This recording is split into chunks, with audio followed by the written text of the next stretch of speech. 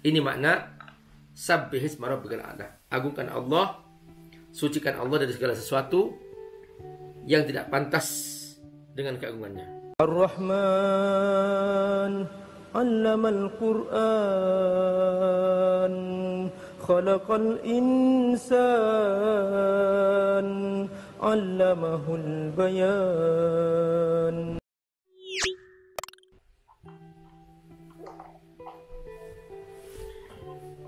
Bismillahirrahmanirrahim. Assalamualaikum warahmatullahi wabarakatuh. Alhamdulillah, wassalatu wassalamu ala rasulillah wa ala alihi wa sahbihi mawala. Ayah bunda yang Allah muliakan, kita berjumpa kembali dalam kajian tafsir Al-Quran juz 30 dengan kitab Tafsir Jalalain. Masya Allah, suatu pertemuan yang indah. Kita bersama Allah Subhanahu wa Ta'ala, bersama firman Allah Subhanahu wa Ta'ala.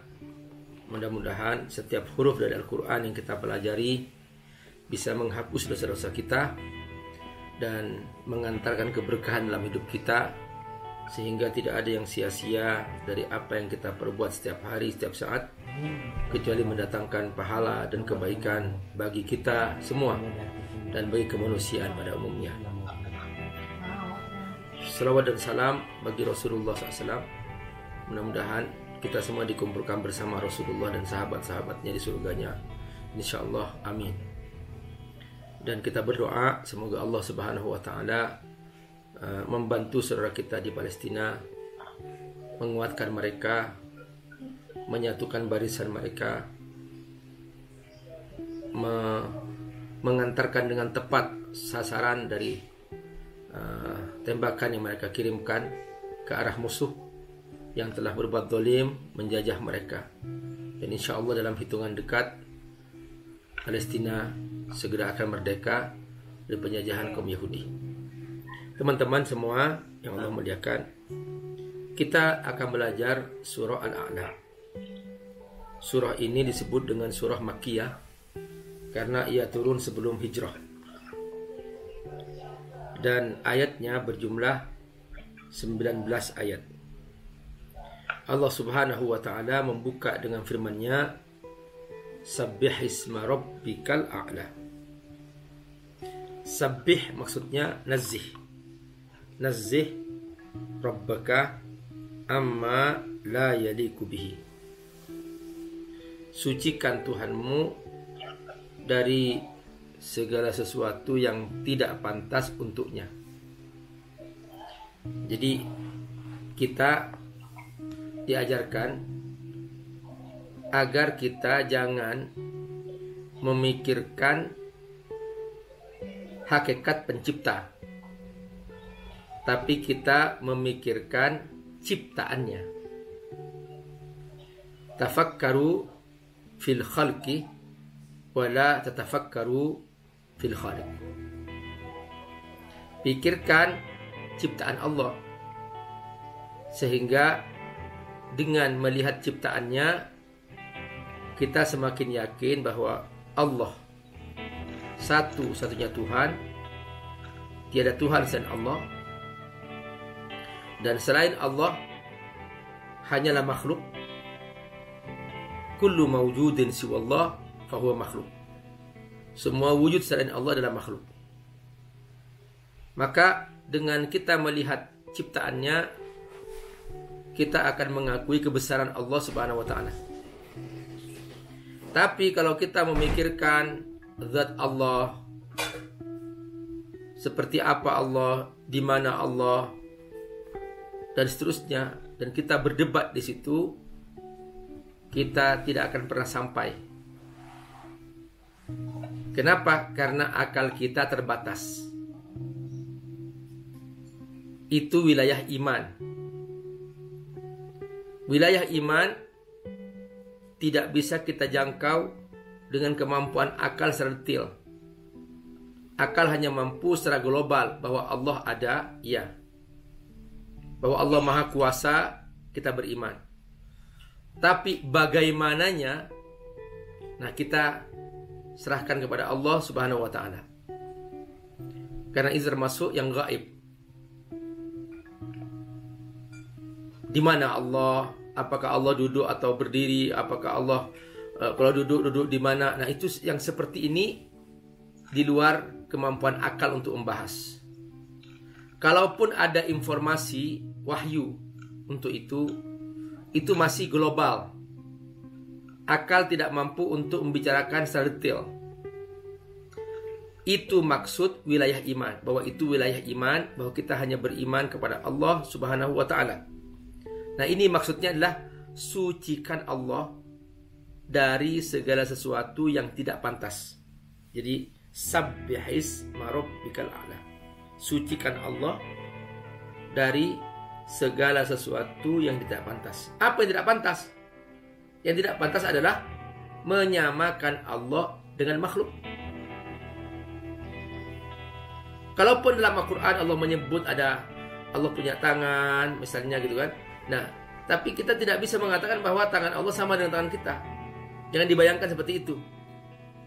Jadi mungkin kita bisa mengatakan bahwa lillahi yadun yaliku bijalalihi. Allah mempunyai tangan sesuai dengan keagungannya. Nah, kita nggak tahu bagaimana bentuknya dan bagaimana, kita nggak perlu bicara tentang tangan Allah Subhanahu wa taala. Dalam Al-Quran ada yadullah fawqa aydihim, tangan Allah di atas tangan mereka, misalnya seperti itu. Nah, kita dalam berakidah nggak perlu kita mempertanyakan seperti apa bentuk tangan Allah dan sebagainya. Nah, itu sudah wilayah di luar kemampuan akal kita, di luar kemampuan nalar kita. Kita cukup beriman saja bahwa Allah Subhanahu wa taala telah menyebutkan dalam Al-Quran Allah punya tangan, tapi kita tidak tahu bagaimananya, dan itu adalah tangan Allah sesuai dengan keagungannya. Itu aja kita mengatakan itu. Ini makna sabbihis marabbikal a'la. Agungkan Allah, sucikan Allah dari segala sesuatu yang tidak pantas dengan keagungannya. Al-a'la, yang maha tinggi. Sifatun li rabbika. Ini dalam tafsirnya, al-a'la sifatun li rabbika. Bahwa al-a'la ini maksudnya Allah maha tinggi. Ini salah satu sifat yang Allah Subhanahu wa taala sebutkan dalam Al-Quran. Salah satu sifatnya, bahwa Allah maha tinggi. Tidak ada ketinggian melebihi ketinggian Allah Subhanahu wa taala. Makanya tidak pantas manusia merasa tinggi. Nggak pantas. Nggak pantas manusia merasa sok berkuasa. Nggak pantas. Yang maha tinggi hanya Allah Subhanahu wa ta'ala. Sabbihisma rabbikal a'la. Sucikan Allah yang maha tinggi. Di sini ada kata Rabbik. Kata Ar-Rabb di situ ada makna bahwa Allah yang menciptakan semua ini, bahwa Allah yang menjaganya, Allah yang merawatnya. Jadi alam ini ciptaan Allah, manusia ciptaan Allah, Allah yang merawatnya, dan kita semua miliknya. Kita dapat kesehatan itu dari Allah, kita dapat kecantikan dari Allah, kita dapat kesehatan dari Allah. Jadi kita nggak pantas sama sekali merasa hebat, merasa sombong. Nggak pantas. Karena semua milik Allah Subhanahu wa ta'ala. Sabbihisma rabbikal a'la. Allah maha tinggi. Lalu Allah menjelaskan lebih lanjut tentang dirinya. Alladzi khalaqa fasawwa. Dialah Allah yang menciptakan dan menyempurnakan. Allah tidak menyebutkan objek. Allah hanya menyebutkan khalaqa. Khalaqa itu kata kerja. Artinya Allah menciptakan. Pertanyaannya, menciptakan apa? Nah, di sini tafsirnya menyebutkan khalaqa makhluqahu. Menciptakan makhluknya. Nah, Mengapa nggak disebutkan objeknya? Misalnya khalaqas sama, khalaqal ard, khalaqal insan misalnya, seperti pada ayat yang lain. Kenapa di sini nggak disebutkan? Liyashmal kulla makhluqatillah, supaya mencakup semua makhluk Allah Subhanahu wa ta'ala. Jadi mencakup bahwa semua wujud selain Allah adalah ciptaannya. Jadi dengan tidak menyebutkan objeknya, maka akan menjadi luas cakupannya. Tapi kalau disebutkan objeknya, khalaqas sama, Allah menciptakan langit, maka berarti yang lain-lain nggak kebagian. Tapi kalau Allah tidak menyebutkan khalaqa, alladzi khalaqa fasawwa, Allah yang telah menciptakan. Nah, ini mencakup semua. Makanya Imam Asyuti menyebutkan khalaqa makhluqahu, maksudnya adalah menciptakan ciptaannya. Nah gitu. Sehingga semua wujud selain Allah itu adalah ciptaan Allah SWT. Fasawwa, apa artinya fasawwa? Fasawwa artinya ja'alahu mutanasibul ajza wairu mutafawit. Fasawwa artinya saling bersinergi, saling berkaitan, tidak terputus satu sama lain, menjadi satu ekosistem, menjadi satu ekosistem yang kokoh dan tidak berhamburan. Misalnya bintang, berapa jumlah bintang di langit, nggak berhamburan, nggak berbenturan, semua tertata rapi. Ini namanya fasawwa, mutanasibul ajza wairu mutafawit. Rapi, sistematis, teratur, tersistem, tidak berhamburan. Wairu mutafawit. Masya Allah Bapak Ibu. Ini kalau kita belajar tafsirnya itu kita jadi mengerti ya, mengapa Allah menyebutkan fasawwa. Jadi ciptaan Allah sangat sempurna ya, ciptaan Allah sangat sempurna, dan kesempurnaannya itu tidak bisa ditandingi oleh buatan manusia. Karenanya Bapak Ibu rahimakumullah, manusia tidak akan bisa menandingi Allah Subhanahu wa ta'ala. Apapun kehebatan manusia, itu hanyalah pertolongan Allah, karunia Allah. Makanya tidak boleh manusia sombong, merasa hebat, merasa sok paling kuat. Karena ketika dia merasa sok paling kuat, muncul kesombongan. Ketika dia sombong, maka dia akan berbuat zalim, seperti yang diperbuat oleh Israel di Palestina.